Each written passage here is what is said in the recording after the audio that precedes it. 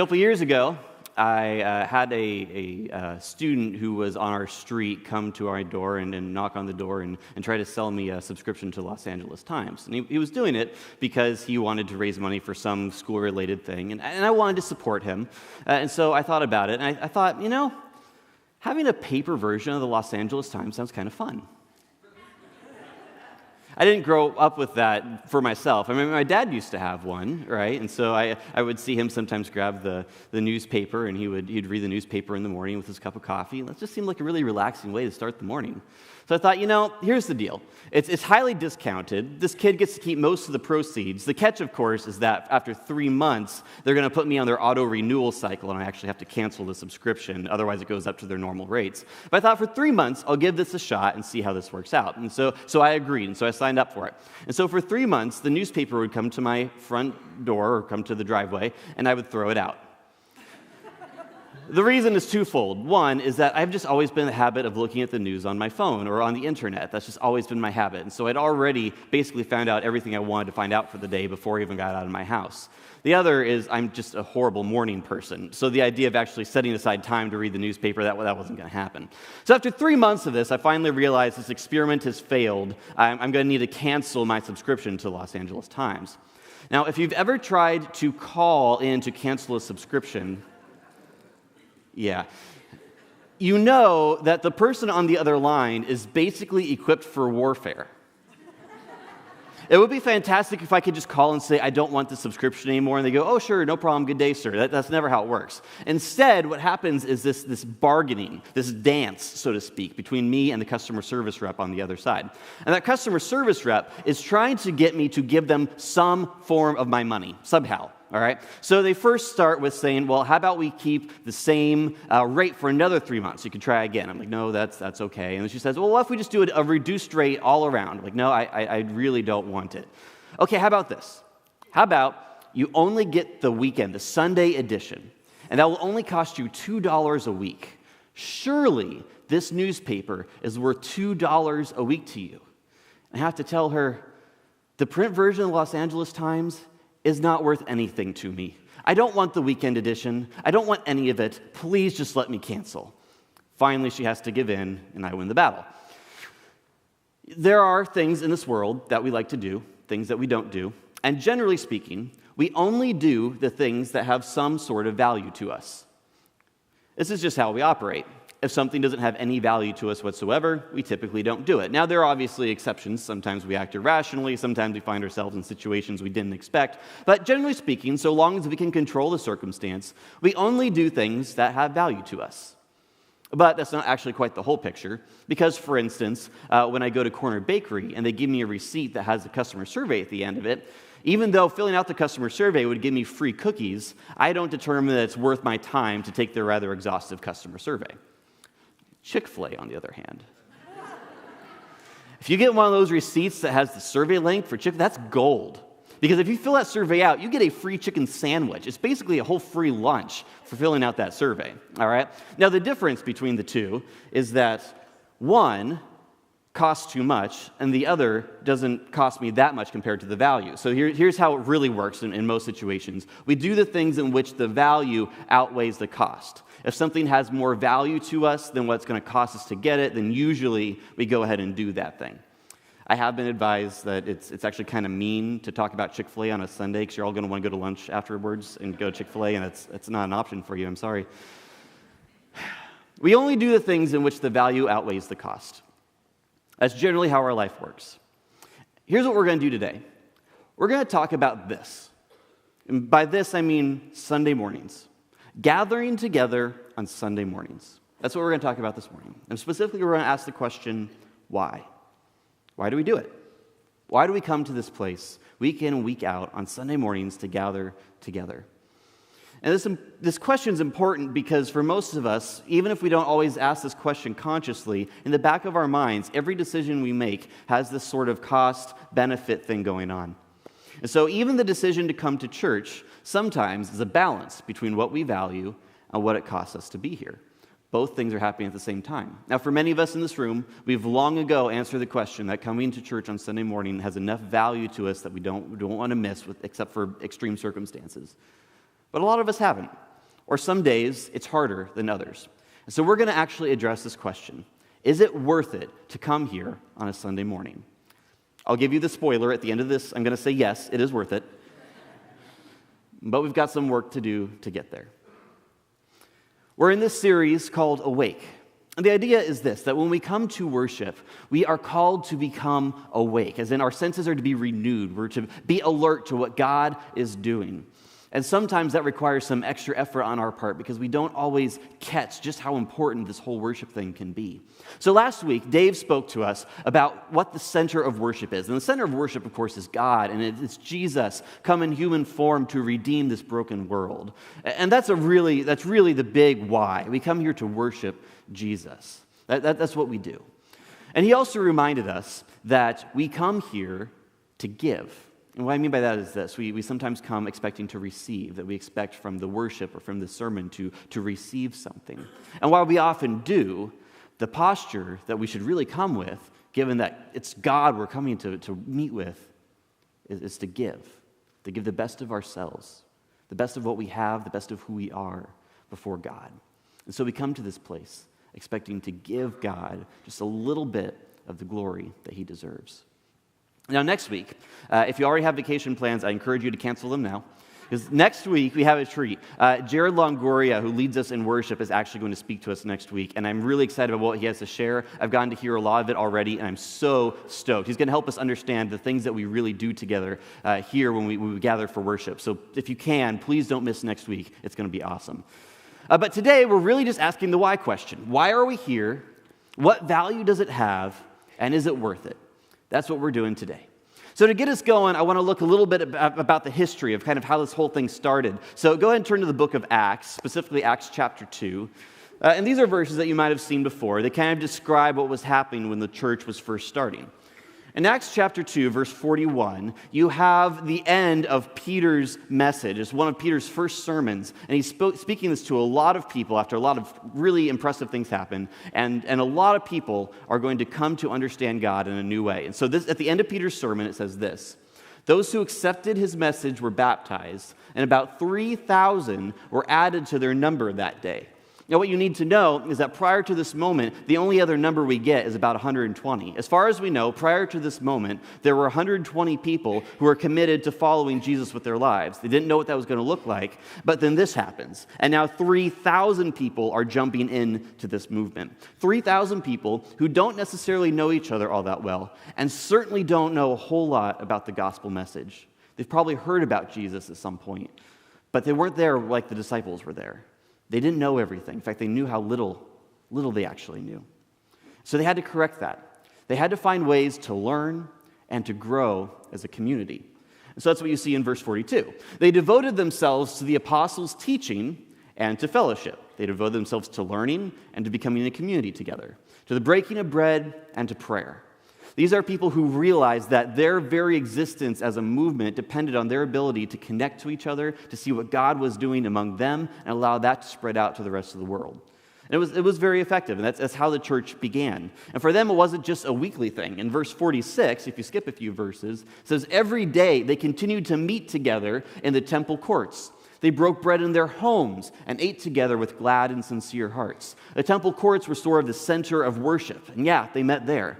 And then their homes were kind of the center of their communities. And yeah, they met there, trying to understand this thing that God was doing in the world that had totally changed their lives. And they didn't want to miss it. And from the beginning, they knew that a huge part of this was going to be gathering together. Fast forward 30 to 40 years. It would be about 30 to 40 years after this that the book of Hebrews was written, as far as we can guess best. And in that time, the church matured some. People began to have a bigger understanding of what Christianity was, although they didn't all use that term at the time. They began to understand more of who Jesus was. They had more of a sense of who each other was, and the movement was growing like wildfire. But in its more mature state, something began to happen. Something that is not totally unusual for us sitting in this room today. You don't have to turn there, but this is what we see in Hebrews 10. In Hebrews 10, the author says, "And let us consider how we may spur one another on toward love and good deeds, not giving up meeting together, as some are in the habit of doing, but encouraging one another, and all the more as you see the day approaching. For now, zoom into the middle of that. Not giving up meeting together, as some are in the habit of doing. Over the 30 to 40 years of the church's early existence, some people had decided that their meetings together just weren't as important as perhaps they once were. And we actually don't know the context here. We don't know if the author of Hebrews was talking about one particular group of Christians. We don't know if he was speaking in general. So the exact reason why people stopped meeting together then, we're not so sure. We can take some guesses. As the church matured, as any community has experienced over time, people just sometimes have disagreements with each other. And maybe over time, there were some Christians who they didn't want to be in the same room as someone else anymore. Maybe their lives had gotten busy, and it just wasn't convenient anymore to show up. It's possible they might have been experiencing some persecution. We know that happened quite a bit. And if you showed up to meet with other Christians, then maybe you were putting a target on your own back. Maybe you were starting to question things about what you believed, or maybe you started living your life in a way that wasn't consistent with what Jesus taught, and you knew that by going to church, you might get called out. Any of these things could have been the reason. Probably all of them were to some extent. We really know. But we don't have to speculate quite as much to understand why it might be hard for someone to come to church today. And this is the cost that we're talking about. That there is a cost to actually show up in this room. And for some of us, those costs are actually pretty real and pretty daunting. I mean, one of the simplest ones, of course, is time. It takes time to show up here on a Sunday. And we don't live in a world which is totally dominated by the 8-to-5 work week anymore. A lot of people have jobs that require them to be somewhere else on a Sunday morning. Or you might have kids whose sports teams also don't see the Sunday morning block as sacred anymore. So to be part of sports, then they have to participate on things on Sunday morning. So these are things where our culture just doesn't protect Sunday morning the way that it used to. So that's changed. So even just finding time to come, arranging your schedule to be here is difficult. It could also just be a hassle. If you have young kids or just getting up in the morning, that it takes effort to show up somewhere. Also, for some of us, we come to a place like this and it's actually not terribly exciting. We experience some signs of boredom, or it might be that just singing isn't our thing, and so we're not really excited to be singing when we do these things together. And so these can be barriers. These can be costs that we essentially have to pay to show up here on a Sunday morning. And they're real. And for some people, they're very deeply felt. Now, a lot of these could be overcome. Not necessarily easily, but could be. It's possible to rearrange schedules. Difficult sometimes, but possible. It's possible to kind of push through something that isn't your first choice or isn't as exciting as you want it to be sometimes.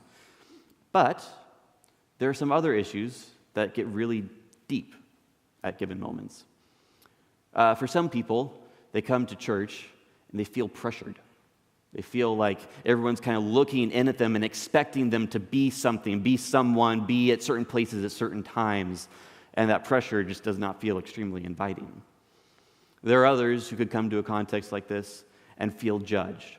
Rightly or wrongly, they feel like when they walk in the room, if people knew what was actually happening in their lives, that they wouldn't be welcomed here. And that makes it hard to come back. And then there's others who, when they walk through these doors, and sitting in a pew next to someone that they may not know, they think to themselves, this person probably has a different stance on some issue that's really important to me. They might view politics differently than I do. They might understand the creation of the world differently than I do. They might treat the gay marriage thing differently than I do. And if I sit next to this person, am I simply agreeing to their positions? Am I throwing myself into their lot? I don't know if I want to be associated with someone who believes differently than I do on an issue that's very, very important to me. And I want you to know that these things are not hypotheticals. I've had a lot of friends who fit into all of these at different times. And so we live in this, where there are real costs to pay of our time, of our individual identity to show up at a place like this. And we can't just skirt through those. And while I don't have time to work through all of those today, I do want to say this. That this is a time where we as a church could really show a lot of love and grace to a lot of people. And make it so that when people do come here on a Sunday, that they know two things. One is that they are loved, and two, that more than anything else that they hold to be true, they're here to worship God. And when people feel loved and people know that they're here to worship God, Sundays become a little bit more tolerable, even if there's a cost to pay. But these costs are real, and the results of some of these is that a lot of people have chosen to try to express their Christianity by flying solo, by trying to essentially get out of a community of people that would kind of press in around them and make them believe or do things that they don't want to do. At least that's how they see it. So they try to strike out on their own. They want to follow God, love God just on their own, away from church as we understand it. And I can understand why some people try to do that. It just doesn't mesh well with what Christians actually believe at the end of the day. Because Christians aren't called to escape and retreat. We're called to engage the world as it actually is. And to escape and retreat, really, when you think about it, means taking some drastic action. Take, for instance, this real obituary from last week. I know you can't read what's highlighted on the screen, so I'll read it for you. Faced with the prospect of voting for either Donald Trump or Hillary Clinton, Mary Ann Noland of Richmond chose instead to pass into the eternal love of God on Sunday.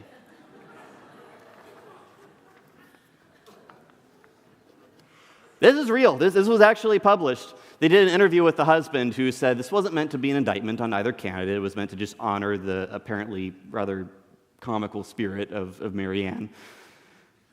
Right. But for most of us, escaping the reality around us isn't an option, okay? And for many of you, whether you like it or not, come November, we're going to have to figure out how to deal with these kinds of things too. But for Christians, this is secondary. For Christians, we have to wrestle with this idea that even other Christians, people who love God with their whole hearts, they might believe things differently than we do. They might do things differently than we do at some points. And we've got to find some way to engage into that mess. We don't have the option of simply flying solo. There might be other faiths, other belief systems that might allow you to do that, but Christianity is not one of them. Let's go back to that Hebrews passage we were looking at earlier. And let us consider how we may spur one another on toward love and good deeds, not giving up meeting together, as some are in the habit of doing, but encouraging one another, and all the more as you see the day approaching. Consider how we might spur one another on toward love and good deeds, encourage each other. This is part of being a Christian, that we are not responsible simply for our own faith, but that we have a role to play in the faith of those around us. This one's not always as intuitive, because we know this. God is ultimately responsible for entering into the hearts of the people around us. We cannot make anyone else choose to follow God with their lives. That's something that's beyond our power. That is the working of the Holy Spirit in every person. But Jason Morona sometimes helps me remember this, that while we are not responsible for the actions or the faith of anybody, we are responsible to them. Or we're not responsible for people and what decisions they actually make. We're responsible to them. And here's what that looks like. That looks like showing up time and time again, speaking the truth of what God has done in your life, and being there to love and care for the person next to you. And it might be the most frustrating thing in the world if they don't end up loving Jesus the same way that you do, but that part isn't actually your responsibility. Your responsibility is presence. And so Christians have to meet together because presence matters. Now, there's a lot of different ways that Christians have done this, in a lot of different forms. Each one has their own function. You might be part of a small group or a Bible study or a Sunday school class, something like that, where the intention, hopefully, is that you really get to know the lives and the stories of the people around you, and maybe in a special way you dive into the scriptures in a more defined direction. And so those are things that you really want to do as a smaller group, and those are fantastic because it lets you know people's stories and lets you speak into those stories and walk alongside people in incredible ways.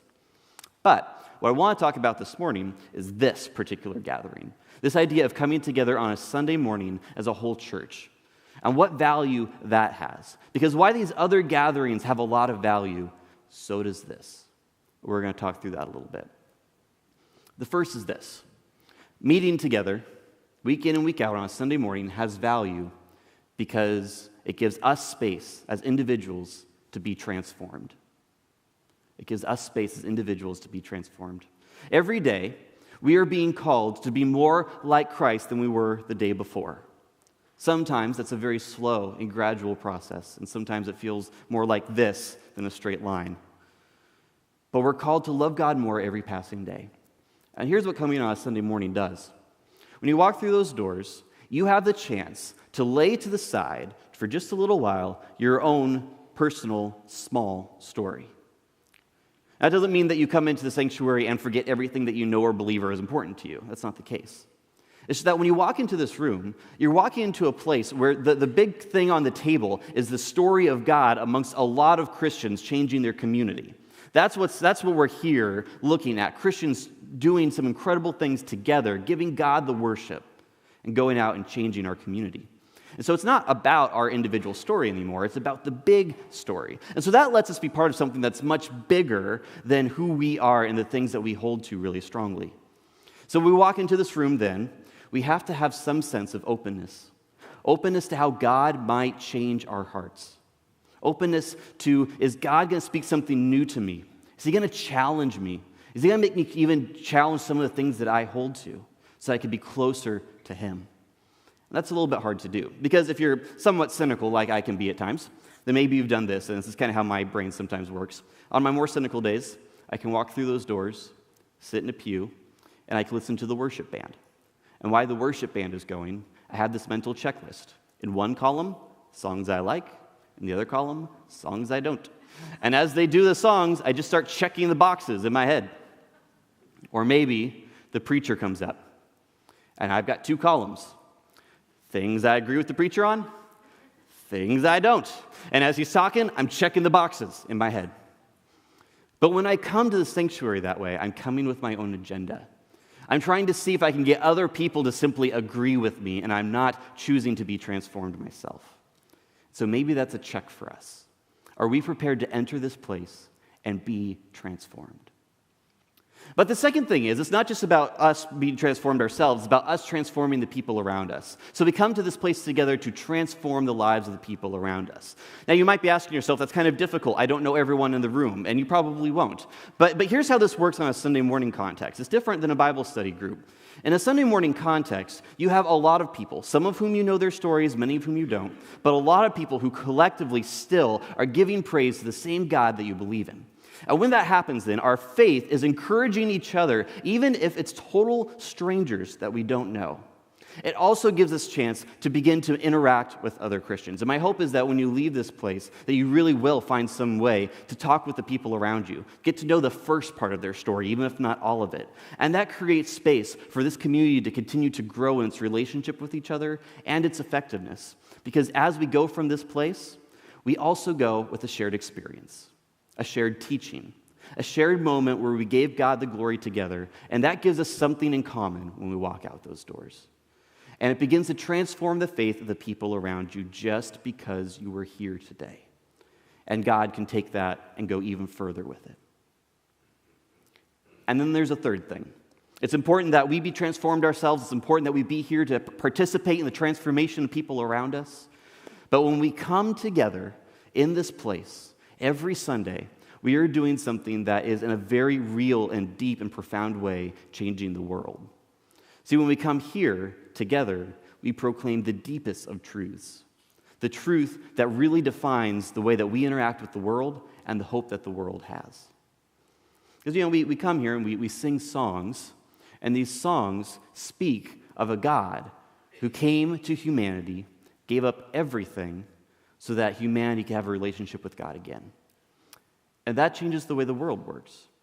See, the world has a lot of other truths that we have to wrestle with. For instance, politicians have a particular view of how this country is best run. And while those questions matter, they aren't the deepest of truths. Because at the end of the day, our faith, our trust, doesn't go to the politicians, it goes to God. Businesses, commercials, marketing, they have this idea that if you just have more things or you participate and get more money, that's where you can find happiness and security. And when we come into this room, we say, well, no, we actually only find joy and security in God. Money is fickle. Even if some disasters are going on in our lives and things seem to be spiraling out of control around us and tragedy strikes, we come into this place together and say there's something more powerful than the brokenness that's in my life. And those truths emanate from the churches across the United States, across from the world, and proclaim that there is some other hope to be had. And so when we sing songs, even if singing isn't exactly your thing, you're participating in one way in which we proclaim the deepest truth that Jesus Christ is Lord. And we ought to proclaim that in as many ways as we possibly can. And there's something to the idea that churches around the world gather to proclaim these truths weekly to a world that needs to hear that message. That matters. And so coming together on Sunday morning has value. It transforms us, it transforms the people around you, and it transforms the world. The problem is this, though. Some of those value pieces sound a little bit removed. At least they can feel that way at times. Because when we're faced with the cost of actually getting out of bed in the morning, that's something that's actually very real. When we're faced with the cost of having to rearrange our schedule to show up, that's very real and immediate. Some of these other value pieces, they seem like they're just so far out there, they don't always impact our heart the same way. But they do matter. And sometimes you see that it matters. Kristen and I, after we got married, we moved into an apartment complex in La Habra, and I had actually already had some conversations with one of the ladies there who works in the leasing office. And this just happens every once in a while when you're a pastor. You just say, "Hi, I'm Chris." They ask you what you're doing. You say, "I'm a pastor," and now they're going to tell you their whole life story. That just kind of happens. It's fine. I don't mind. I'm actually very happy to hear it. I didn't ask for it, but I'm very happy to hear it. Right? And so that's great. And so we're having this conversation. As we go through this conversation, it becomes clear to me that she's actually kind of sad about something because she actually has a pretty deep faith. God's been very important to her entire life. And she has kids, and she wants God to be important to her kids. But the thing about this job that she has with the apartment complex is, well, it's a 7-day-a-week job. While she only has to work 5 of those days, the weekends aren't up for negotiation. And so every Sunday morning, she has to be there at her desk in the leasing office and can't take her kids to church. She doesn't know what else to do because she's their mom. She needs to provide for them. That's totally understandable. I didn't have any solutions for her, and so I just kind of sympathized with her plight. And I realized this wasn't someone who was just giving lip service. Like, this was actually a struggle for her. But I didn't know. I didn't know how God was going to work in her life to get her through this. So Kristen and I, we got married. We were on our honeymoon, so we were gone for a little while. And when I came back, I was talking to her, and she just had this big old smile on her face. See, she's actually very good at what she does. Over the last 4 years, she was nominated as sort of the most influential person in her department. So our apartment complex is owned by a big management group that has a lot of apartment complexes, and they recognize her 4 years in a row as being phenomenal at her job. And she said, over those 4 years, I've never asked for anything, not so much as a raise. They pay me enough, I guess. But after they gave me this award this last year, I finally went to them and said, "Hey, I've never asked for anything. I'm not asking for money. All I want is Sundays." And they gave it to her. So when we got back and we saw her, she was just beaming because she got to tell me this, that she had figured it out, that this struggle that she had to face, this time blockade that was in her way on Sunday mornings had been removed. And she was so excited, telling me about all the different churches, kind of the La Habra area that she was going to try and where their family was going to land, because this mattered to her. The costs are real. They're not fake. They're real problems. But for us, if we value this time, if we value what happens here in this community together, we have to begin to find ways to protect the Sunday morning block. And that's hard, I know. And it's not going to be an immediate answer for all of us. Some of us are caught in that same situation where we actually have no way of seeing how we can show up on Sundays regularly. I'm not saying you have to be here every Sunday. There are family things that come up. There are other things that are good, that are worth being a part of. That's not the point. The point is this something we're prepared to regularly engage in? Because this is absolutely crucial for the way that we as Christians participate in the story of God. Because something very real is happening here. Something very real happens when we walk through those doors and set aside our own small individual story for a moment and jump into the larger story of what God is doing. Something real happens when we sit next to people that we may not even know, but declare our faith out loud and begin to get to know the names and over time the stories of the people around us. And we can see how that encourages their faith.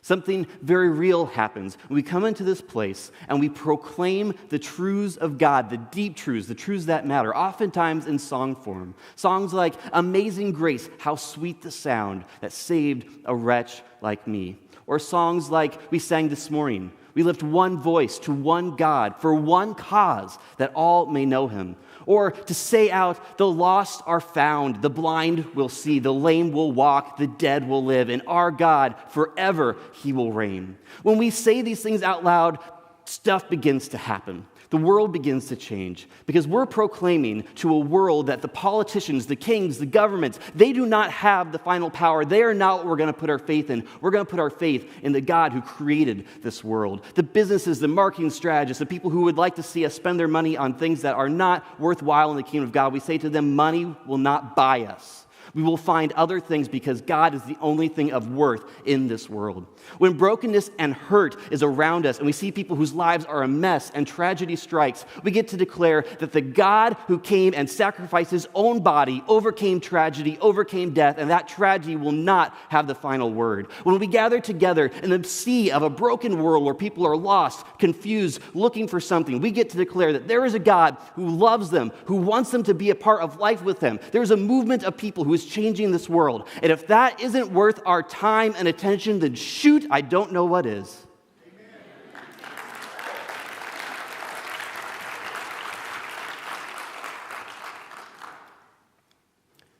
God, we've come here this morning to worship you, to learn, to grow. We come here so that our own lives might be changed. We come here to encourage the people around us. We come here, God, to proclaim the deepest of truths, that you are the only one who is worthy of our praise, that you are the only one we put our faith in. And so, God, today, I pray that we would be very mindful of just how powerful this act of gathering together is, that, God, we would see its value. And, God, if there's obstacles, if there are things in our way that are preventing us from coming here, that, God, you would begin to break those down, that you would remove those, so that, God, we can spend these moments in worship together of you and all that you're doing in this world. I pray that you be with us today, every Sunday that we gather, and every day that we leave this place to go out into the communities that we live. In your name we pray. Amen. Just as a way of connecting a little bit more with the people around you, I'd encourage you to find someone that you're not related to and ask them this question, or just tell them your answer yourself. Why did you come to worship today? After you do that, Dave's going to come up.